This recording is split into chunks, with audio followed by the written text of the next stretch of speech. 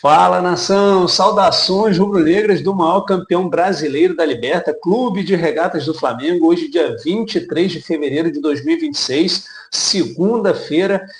Flamengo ontem conseguiu uma vitória aí sobre o Madureira, depois de um primeiro tempo muito ruim, mas conseguiu no segundo tempo fazer 3-0 no Madureira e encaminhou aí a classificação para a final do Carioca, semifinal realizada ontem no Maracanã às 8h30 da noite. E no vídeo de hoje a gente vai olhar os melhores momentos desse jogo, vamos também analisar a repercussão aí da imprensa, da coletiva do Filipe Luís, vamos aqui comentar essa coletiva. Então, antes da gente falar de tudo isso e falar um pouquinho mais sobre esse jogo de ontem, eu vou pedir para que você deixe o like nesse vídeo, comenta aqui também, deixa nos comentários aqui o que você achou da atuação do Flamengo no dia de ontem, se inscreve também no nosso canal e ativa as notificações para você não perder nenhuma atualização aí do noticiário do Flamengo ao longo da semana, tá certo, nação? Eu sou o Rafão, sejam todos muito bem-vindos, esse é o canal Pauta do Mengão, e vamos aí acompanhar os melhores momentos do jogo de ontem. O Flamengo ontem fez um primeiro tempo abaixo aí da expectativa, parecia que a equipe estava sonolenta no primeiro tempo, mas no segundo tempo o Filipe Luís deu uma mexida na equipe e parece que o que mexeu mesmo, o que mudou, foi assim o ímpeto dos jogadores que voltaram um pouco mais ligados aí no jogo e conseguiram aí fazer um placar aí de 3-0 e adquirir uma boa vantagem para o segundo jogo da semifinal.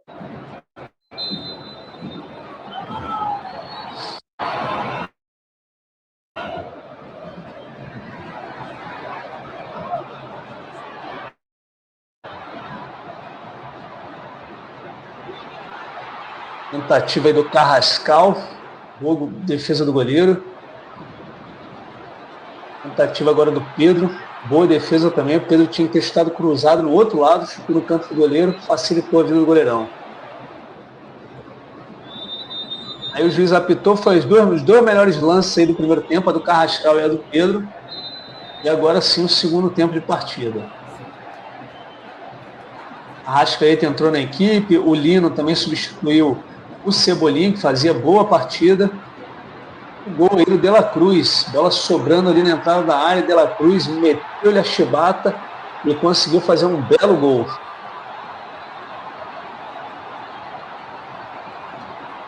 Agora a tentativa do Pedro, parando de novo no goleiro.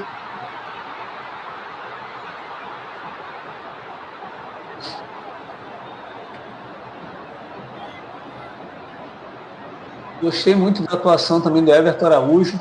Deu uma consistência ali no meio de campo, jogando muito bem o menino.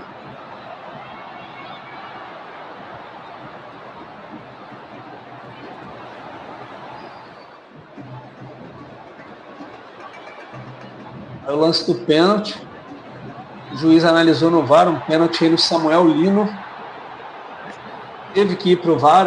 No primeiro momento o juiz não deu o pênalti, mas no VAR ele confirma aí que realmente Samuel Lino toma um tranco ali um tostão ali na coxa.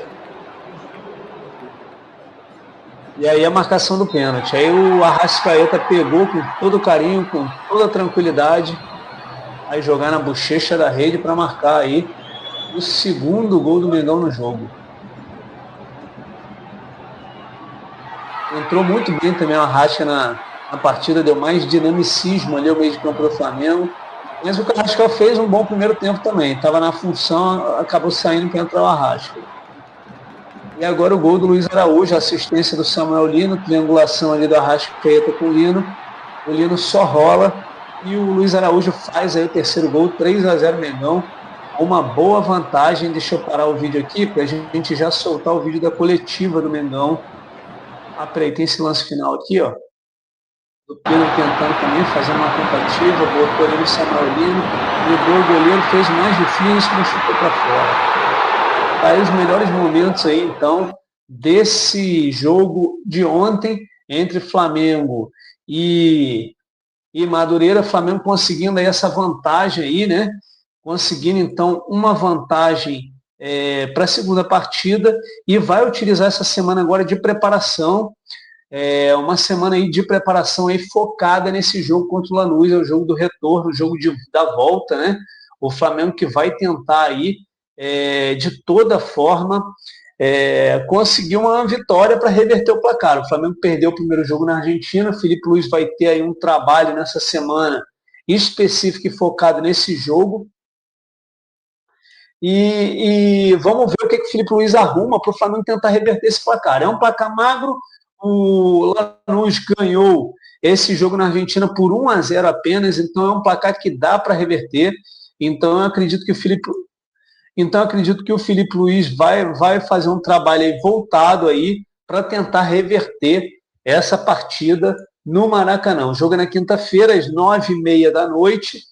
E a gente vai trazer detalhes ao longo dessa semana dessa preparação do Flamengo para esse jogo. Mas agora vamos aí acompanhar a entrevista do Filipe Luís para que a gente possa ver aí o que o treinador falou após a vitória de ontem. Eu gostaria de falar, esclarecer as minhas palavras, que foram amplamente mal interpretadas na última coletiva que eu fiz. Em nenhum momento, a minha intenção foi minimizar o caso de racismo, ou ao ato racista, nem de desrespeitar a vítima nesse caso. Muito pelo contrário. Eu estou com o Vinícius. O Flamengo, estamos com o Vinícius. Tenho um carinho, uma admiração gigante por ele. E eu estou com ele. Não tenho nenhuma dúvida do que eu estou falando. Eu sei que, como treinador, a minha postura pública gera muita expectativa e realmente pode ser que eu não me expliquei com suficiente clareza sobre o assunto. Eu repudio o racismo. Eu condeno o ato racista. Racismo é crime. É crime. E, como eu falei um dia antes, para um meio de comunicação, um dia antes do jogo, se o menino fez isso, não cabe a mim julgar a ele. Mas se ele fez, que ele pague. Que pague com força. Porque eu chegar aqui e falar é fácil. Fazer camiseta, não, racismo é fácil. Usar pulseira, antirracismo é fácil. Tudo isso é muito fácil. Difícil é punir. Então, que se ele fez, que ele pague. Que fique bem claro. Outra coisa que eu quero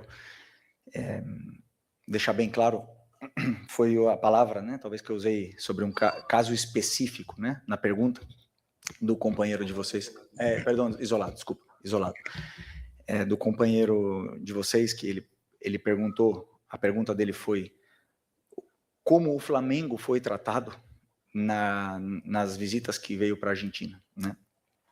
E eu quis dizer caso isolado, daquele caso isolado dentro do campo, que foi aquele caso que aconteceu naquele jogo.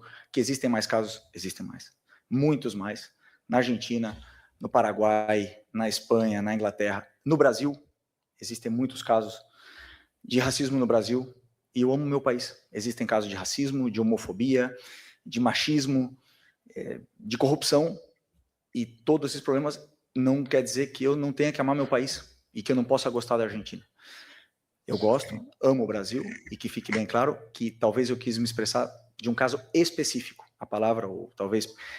E com isso, porque estou triste e decepcionado com tudo que aconteceu, porque não foi fácil para mim chegar, depois de perder o jogo, e em meu time, com a minha responsabilidade de jogar do jeito que jogou e perder, não é fácil chegar numa coletiva e responder uma pergunta e que tudo seja perfeito. Então, portanto, eu queria deixar isso bem claro para vocês e dizer mais uma vez, estamos com o Vini. Estou com o Vini. O Flamengo apoia todas as causas do Vini, sempre. E queria só esclarecer isso aqui antes de vocês poderem fazer perguntas, porque fiquei bem triste com toda a repercussão que aconteceu. E vocês me conhecem. Vocês, o pessoal que está aqui, me conhecem bem. Mas tudo bem. Eu espero que isso tenha esclarecido o meu pensamento sobre esse caso e bola para frente. Vamos lá.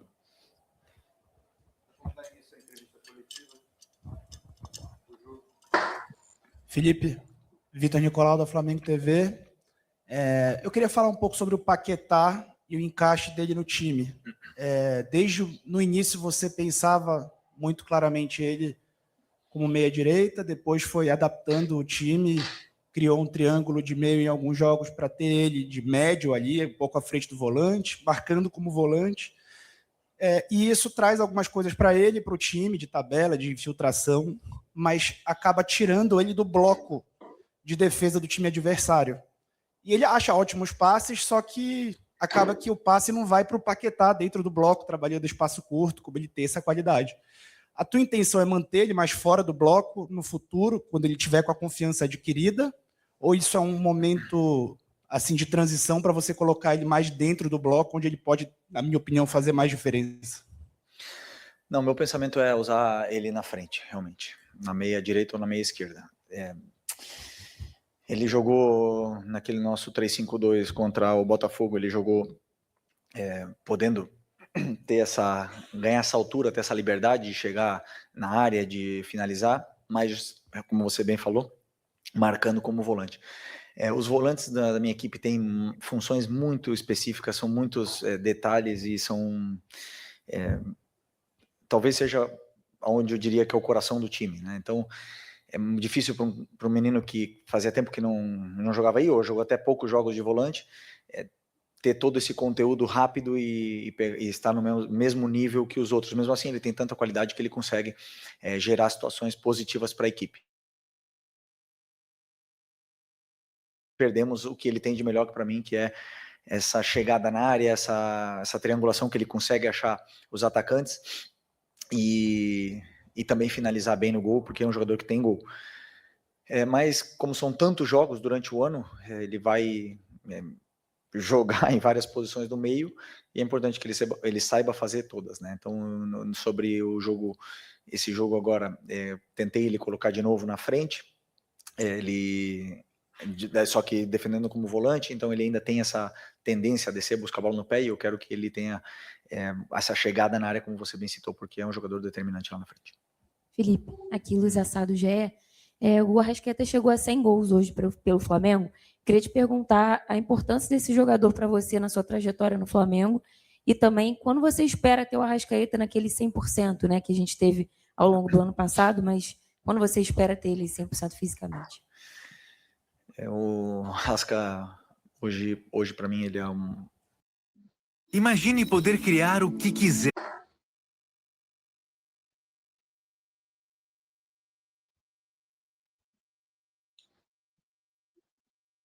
Para mim não, para o torcedor ele é um ídolo, ele é uma lenda, ele se tornou eterno no Flamengo pela história, pela ambição pela história que ele fez, pela ambição que ele tem, e é uma marca importante, 100 gols, e muitos deles 1-0, muitos deles o gol importante, o gol decisivo, então é um jogador muito importante. Sobre a forma dele, 100%, eu acredito que vai estar quando a equipe tiver 100%. E essa é a minha responsabilidade. Sobre quando a equipe não está 100%, é o treinador que tem que fazer ela ficar. A partir do momento que a equipe começar a melhorar, o Arrasca também vai evoluir junto com a equipe. Felipe, Roque, coluna do Fla. Você acabou de falar sobre responsabilidade, era justamente isso que eu ia te perguntar. No primeiro tempo, o Flamengo foi muito abaixo, assim como algumas outras partidas, a própria do Lanús. Você fala muito sobre a sua responsabilidade em fazer esse time jogar. Até que ponto vai a sua responsabilidade em fazer esse time jogar e até que ponto tem a responsabilidade dos jogadores dentro de campo, né, em executar a sua solicitação? Eu queria entender como é que funciona essas responsabilidades divididas dentro do grupo. Difícil dar uma porcentagem. Mas quando você vê o Flamengo não performando com o elenco que tem, com responsabilidade do treinador. Seja Felipe, seja outro, seja quem for que passe nessa cadeira aqui, a responsabilidade é do treinador de fazer esse time jogar. E não tenho nenhuma dúvida que não tem ninguém mais do que eu quebrando a cabeça para fazer voltar esse time, fazer esse time voltar a performar daquele nível que estava no auge do ano passado. Eu sei o caminho, sei o que fazer, mas tudo é um processo e eu vejo muito mais hoje uma parte talvez mental mesmo, de confiança, de ansiedade, de jogadores acelerados ou mesmo, por exemplo, bolas que dá para jogar ou arriscando um pouco menos para não errar, e isso faz com que o time não tenha a bola, e todas as peças elas vão caindo e faz com que o time piore a performance.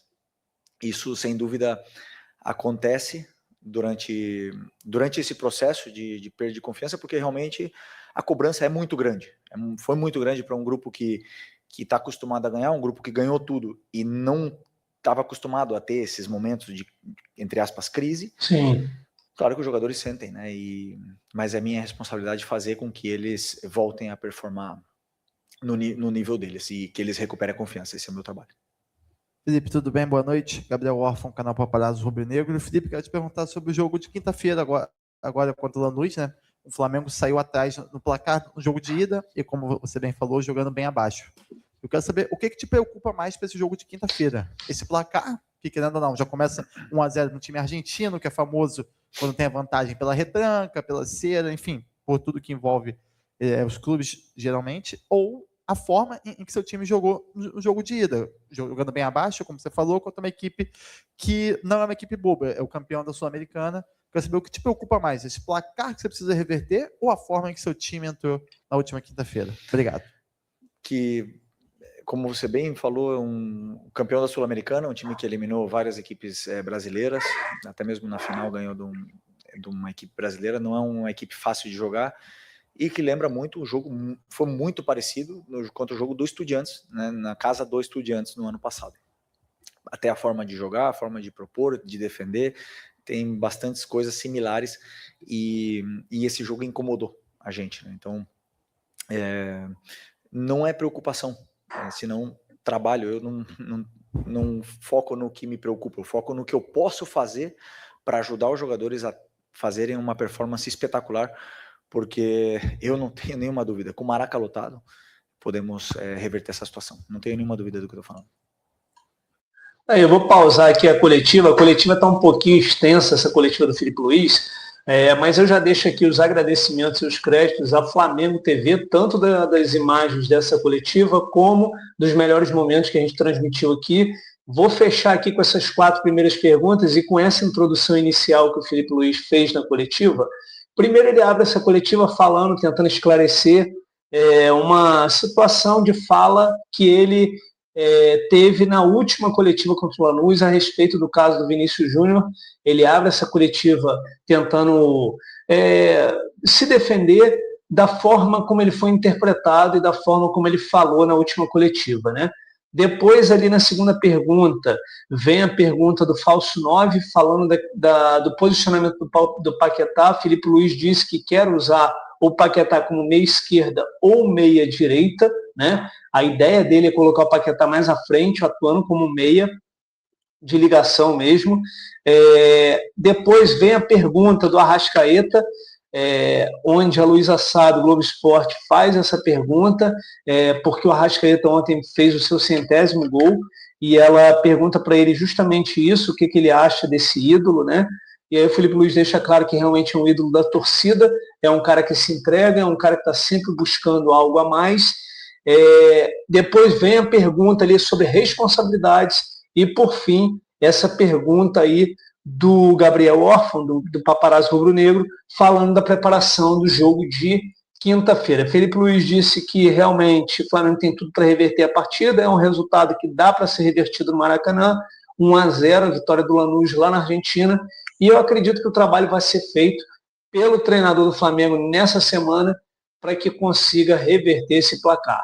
É isso, nação. Já peço para que você comente aqui no vídeo o que você achou aí das palavras do Felipe Luiz, dessa tentativa de esclarecimento dele aí com relação ao caso Vinícius Júnior, a declaração dele do Vinícius Júnior, e peço para que você comente aqui também o que você acha, se dá ou não dá para o Flamengo reverter esse placar de quinta-feira no segundo jogo, no jogo de retorno, no jogo da volta, no Maracanã contra o Lanús. É isso aí, nação. Fiquem todos com Deus, uma semana abençoada a todos. Saudações do maior campeão brasileiro da Liberta, Clube de Regatas do Flamengo. Aqui é Mengão 24 horas por dia. Valeu, nação. Tamo junto sempre. Um abraço.